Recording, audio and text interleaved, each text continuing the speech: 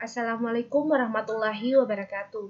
Perkenalkan, nama saya Fatmawati, stambuk L13117009 dari Fakultas Kehutanan.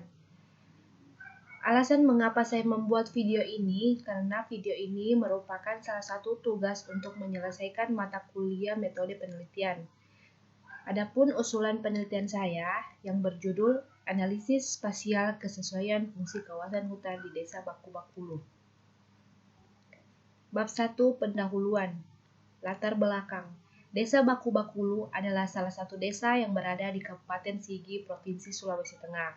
Dalam penelitian Agus 2015 dalam Rizaldi dan kawan-kawan 2019 mengungkapkan banyak lahan hutan di Desa Baku-Bakulu yang telah dialihfungsikan menjadi lahan pertanian oleh masyarakat. Alih fungsi lahan adalah perubahan fungsi sebagian atau seluruh kawasan lahan dari fungsinya semula seperti yang direncanakan menjadi fungsi lain yang menjadi dampak negatif atau masalah terhadap lingkungan dan potensi lahan itu sendiri. Dalam Sabrina Salina 2010. Pemanfaatan sistem informasi geografis dan analisis spasial merupakan solusi untuk masalah pembuatan rumusan tentang arahan fungsi kawasan terhadap pengguna lahan di Desa Baku-Bakulu yang akan lebih efektif dan efisien apabila informasinya dapat disajikan secara spasial, sehingga batas-batas serta posisi dan jenis lahan dapat diketahui dengan pasti. Maka perlu dilakukan evaluasi penggunaan lahan yang ada terhadap arahan fungsi kawasan.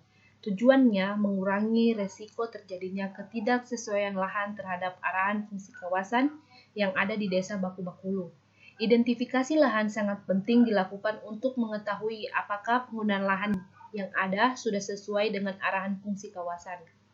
Berdasarkan latar belakang yang sudah saya uraikan di atas, maka dalam penelitian ini diperlukan rumusan masalah. Bagaimana kesesuaian antara arahan fungsi kawasan hutan dengan penggunaan lahan hutan di Baku-Bakulu tahun 2020.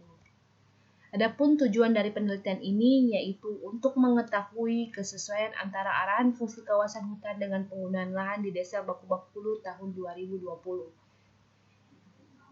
Adapun kegunaannya yaitu memberikan informasi dasar tentang kesesuaian antara arahan fungsi kawasan hutan dengan penggunaan lahan di Desa Baku-Bakulu tahun 2020 sehingga bisa dijadikan acuan bagi instansi terkait maupun penelitian selanjutnya.